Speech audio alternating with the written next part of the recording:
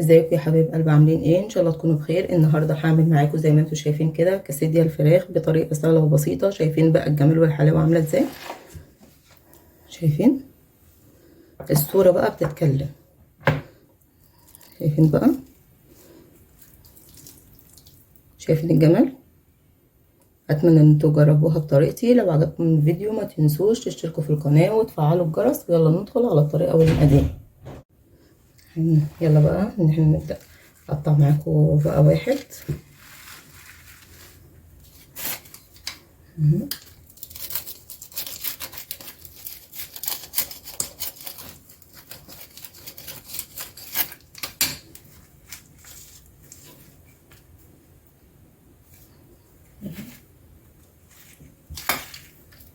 براحتكم بقى طريقه التقطيع.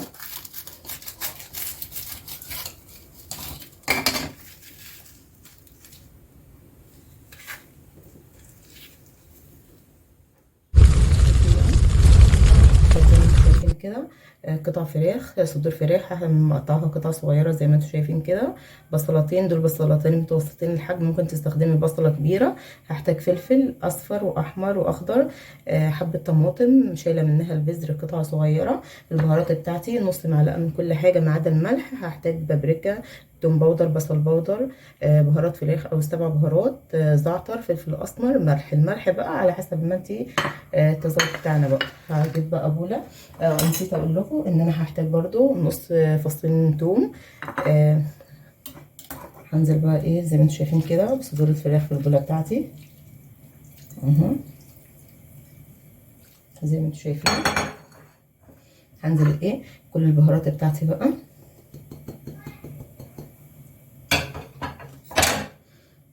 عندي كراس التوم عندي بقى، بس انا بستسهل بحب اعمله كده زي ما انتم شايفين كده. هنزل بفص واحد هنا، والفص التاني هنحطه بقى في الطاسه بتاعتنا زي ما انتم شايفين. هقلب بقى كل البهارات بتاعتي بقى في قطع الفراخ اهو.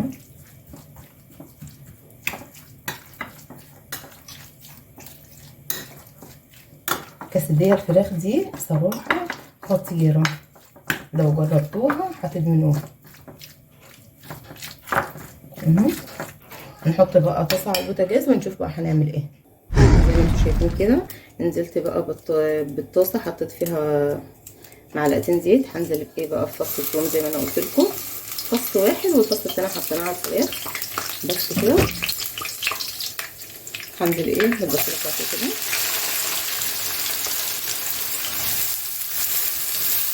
زي ما انتم شايفين.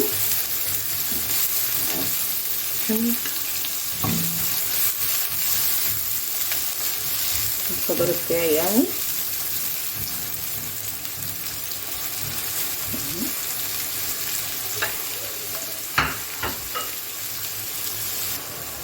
شايفين بقى. هنزل ايه بقى بالفلفل بتاعي وكل حاجه بتاعتي بقى كده.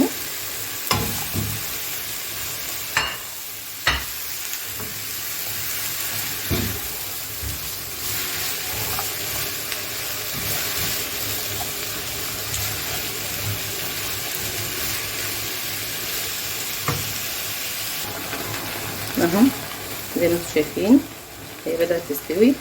هنجيب طاسة تانية ونشوف نعمل فيها الفراخ.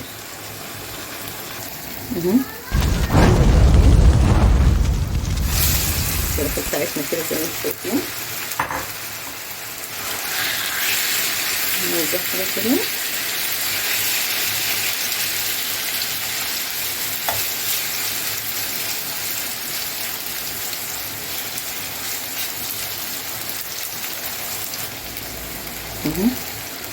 انا اقلبها بقى امتى؟ شايفين هبدأ ان انا اقلبها الناحية التانية كده.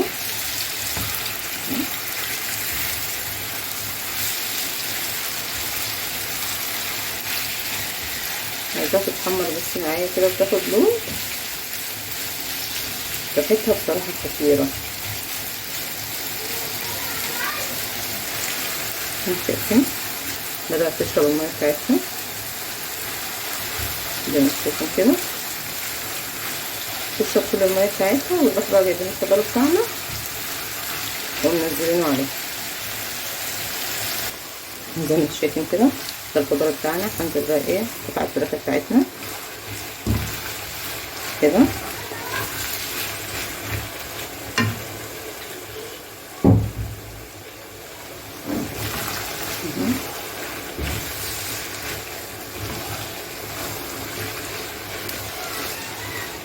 حاجه اختياريه بقى، ممكن تنزلي بجبنه في الوقت دوت.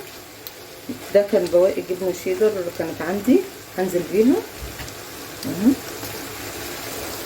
شايفين بقى زي ما انتم شايفين كده شكلها بقى عندي ازاي. هتبدا بس ان هي ايه تشرب الميه اللي هي نزلتها، ومش ميه كتير زي ما انتم شايفين كده. شايفين اهو تشربها بس. ونروح بقى ايه نبدا ان احنا نحشي السندوتش معانا اهو. شايفين كده زي ما انتم شايفين اهو.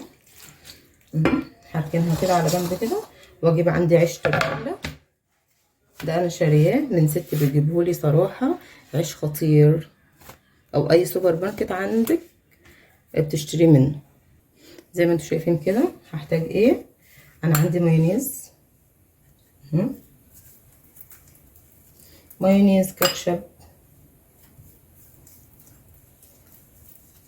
اي حاجه، جبنه كده، موتزاريلا، بس تمسك معايا كده. كده انا حاطه زي ما انتم شايفين في الفيديو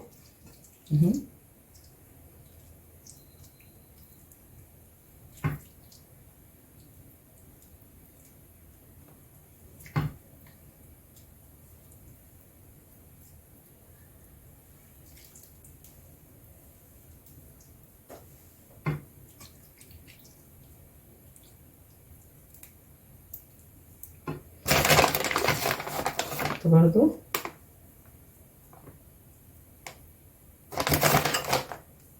انا بستخدم زي ما انتم عارفين جبنه الحمد، صراحه جميله. شايفين بقى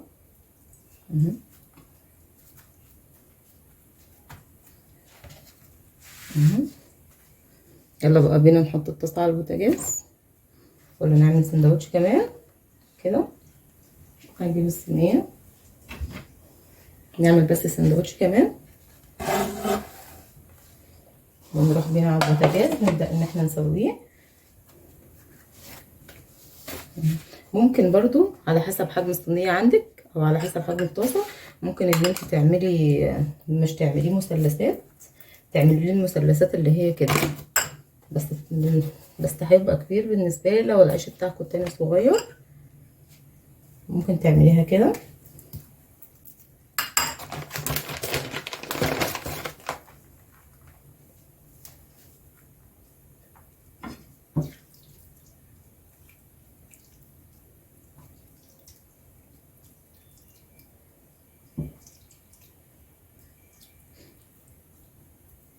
اساس الكاسدية دي الجبن.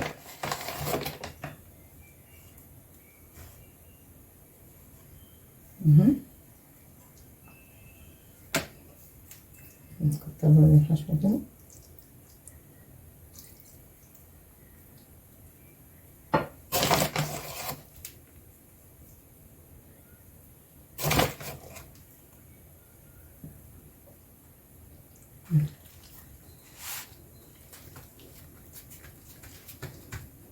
شايفين بقى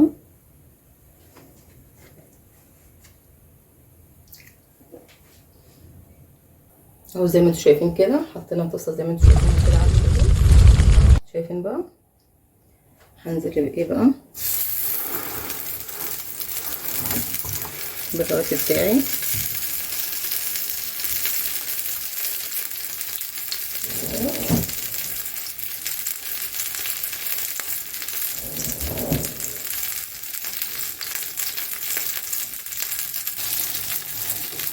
نظبط على كده.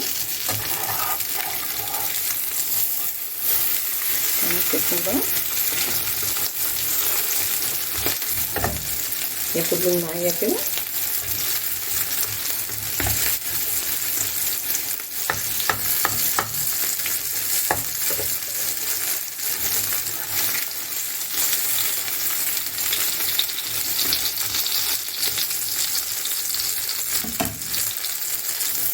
هنبدأ ان نطلعه زي ما انتم شايفين كده. نعمل واحد كمان ونخلص كل الكمية.